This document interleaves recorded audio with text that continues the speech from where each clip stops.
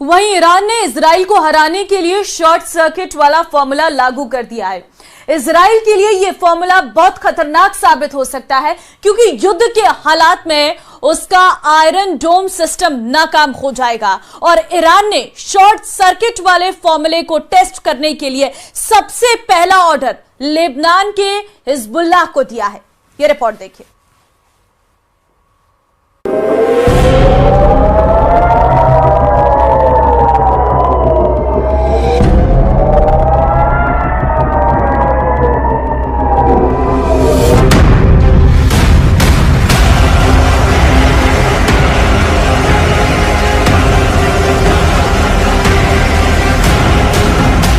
ये 4 अगस्त का वीडियो है। सुबह भी नहीं हुई थी और लेबनान इजराइल बॉर्डर पर रॉकेट हमले शुरू हो गए। ये रॉकेट हिजबुल्लाह दाग रहा था और अब इन्हें रोकना इजराइल के लिए बहुत बड़ा सिरदर्द बन गया है। नेतन्याहू कह चुके हैं कि हिजबुल्लाह जितने रॉकेट दागेगा इजराइल उतने रॉकेट मार गिराएगा।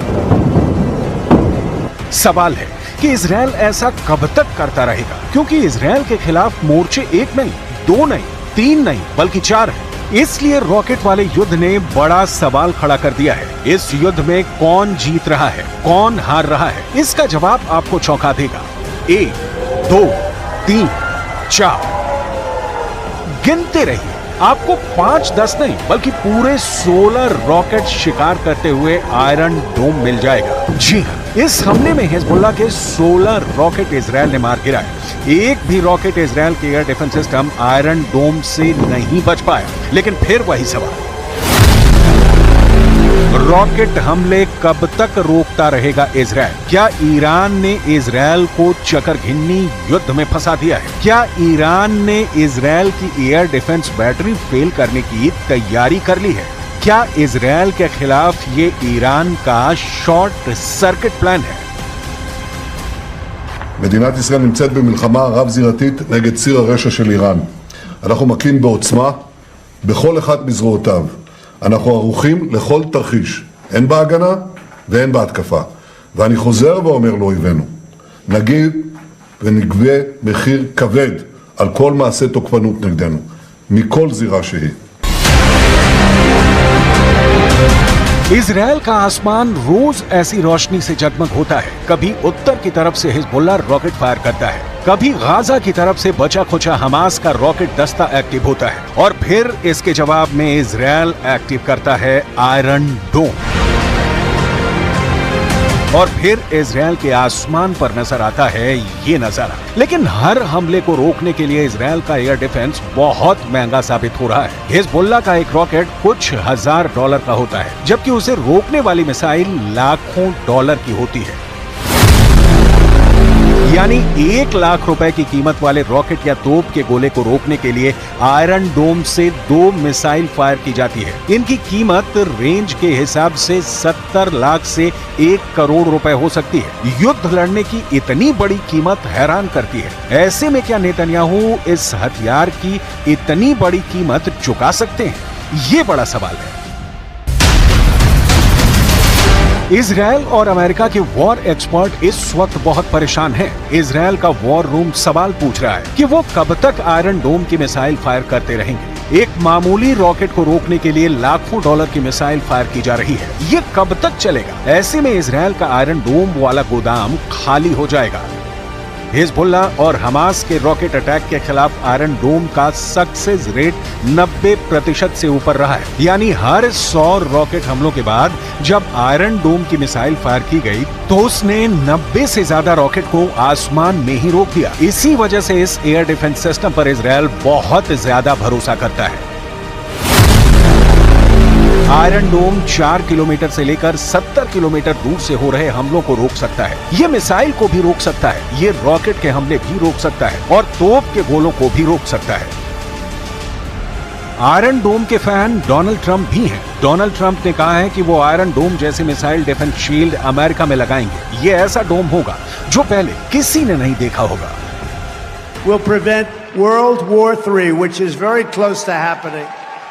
I will restore peace through strength, and in my next term, we will build a great Iron Dome missile defense shield over our country. Donald Trump बड़ी बड़ी बातें कर रहे हैं, लेकिन बड़ा सवाल बाकी मुद्दा यह है कि ईरान ने बड़े युद्ध से पहले क्या इजरायल को एक ऐसे चक्र में फंसा दिया है जिसमें इजरायल का एयर डिफेंस गोदाम खत्म होने जा रहा है। इजरायल ये बात बहुत अच्छी तरह जानता है कि आयरन डोम की मिसाइल के पार्ट अमेरिका में बनते हैं, इसलिए उसके लिए जरूरी है कि आयरन डोम का गोदाम तभी भरा हुआ रहेगा जब अमेरिका से हथियारों की सप्लाई जारी रहे। He also stressed that the unprecedented scale of U.S. support for Israel since October 7th should leave Iran, Lebanese Hezbollah, and other Iranian-backed terrorist groups with no doubt about U.S. resolve. ऐसे में missile और उसके parts को लेकर Israel के सामने बड़ा संकट खड़ा हो सकता है। ये डर हमेशा बना हुआ है, इसलिए बड़े सवाल एक बार फिर, क्या ये इजरायल के खिलाफ ईरान का चक्करघिन्नी युद्ध है? क्या ईरान ने इजरायल की एयर डिफेंस बैटरी फेल करने की तैयारी कर ली है? क्या इजरायल के खिलाफ ये ईरान का शॉर्ट सर्किट प्लान है?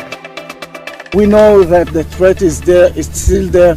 The Iranians are capable to shoot to Israel missiles and UAVs and cruise missiles, and this is exactly what we are preparing ourselves, as I said, for a very long time.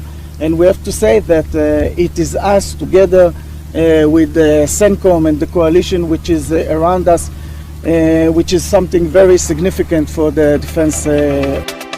इसमें कोई शक नहीं कि अब तक iron डोम दुनिया में मशहूर हुआ है। ये इजरायल का बहुत ही सटीक एयर डिफेंस सिस्टम माना जाता है। आयरन डोम ने अब तक हमास की तरफ से दागे गए हजारों रॉकेट को मार गिराया है, लेकिन उसके सामने अब बड़ी मिसाइलों का चैलेंज है जो ईरान के पास भी है।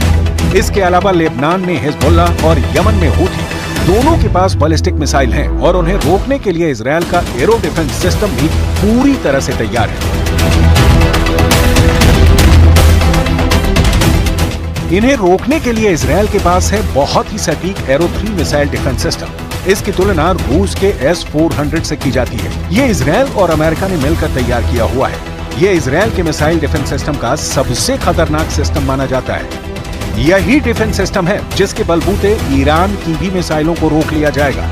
13 अप्रैल को जब ईरान ने 300 मिसाइल और ड्रोन से हमला किया था, तब कई बड़ी मिसाइलों को एरो सिस्टम ने ही रोका था। इजरायल इस बात का बहुत भरोसा करता है।